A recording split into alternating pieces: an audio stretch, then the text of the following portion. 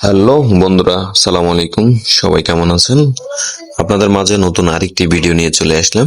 আজকে আপনাদের দেখাবো লক্ষ্মীপুরের সব থেকে বিশাল বড় একটি সুপারি বাগান। যে বাগানটি ইতিমধ্যে সামাজিক যোগাযোগ মাধ্যম ফেসবুক সহ অন্যান্য প্ল্যাটফর্মে ভাইরাল হয়ে গেছে। এখানে অনেকেই ছবি তোলার জন্য আসে, বিকেলবেলা ঘোরার জন্য আসে। আসলে লক্ষ্মীপুরটা হয়েছে নারকেল, সুপারি, রূপালী, ইলিশে ভরপুর। কিন্তু আপনাদেরকে আজকে আমি যে সুপারি বাগান দেখাচ্ছি, এই সুপারি বাগান থেকে প্রতি বছর কয়েক কোটি টাকা ইনকাম হয়। আপনারা দেখেন প্রাকৃতিক সৌন্দর্য, চারদিকে সুপারি বাগান আর সুপারি বাগান। লক্ষ্মীপুর এমন একটি জেলা যেখানে কিন্তু প্রতিটি গ্রামে সুপারি বাগানের ভরপুর। তবে এই বাগানটি তার মধ্যে ভিন্ন রকম, কারণ এখানে সারি সারি সুপারি গাছ, এক অন্যরকম প্রকৃতি। আপনারা যারা জানেন, একটু গরম হলেই আসলে বাতাস খাওয়ার জন্য এখানে অনেকে আসে, আড্ডা দেয়, বন্ধু বান্ধব গল্প করে।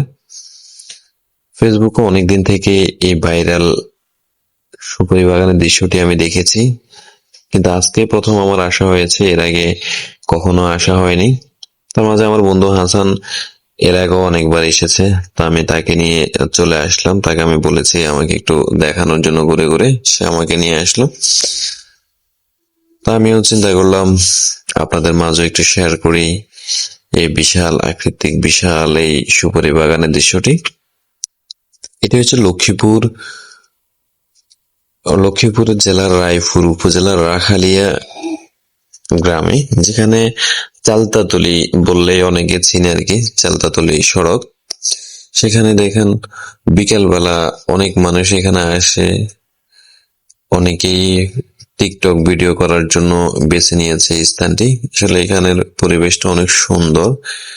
যেভাবে ছবি তোলেন না কেন, ছবি কিন্তু অনেক সুন্দর হয়। দেখুন সারি সারি সুপারি গাছ, যেদিকে তাকান সেদিকে সুপারি বাগান। এখান থেকে আসলে প্রতি বছর অনেক কোটি টাকা ইনকাম হয়। এবারও সুপারি গাছ থেকে এবং সুপারি থেকে অনেক ইনকাম হবে সেটা ধারণা করা যাচ্ছে। তবে এই ভিডিওটা আসলে দেশ স্বাধীনের আগের ভিডিও।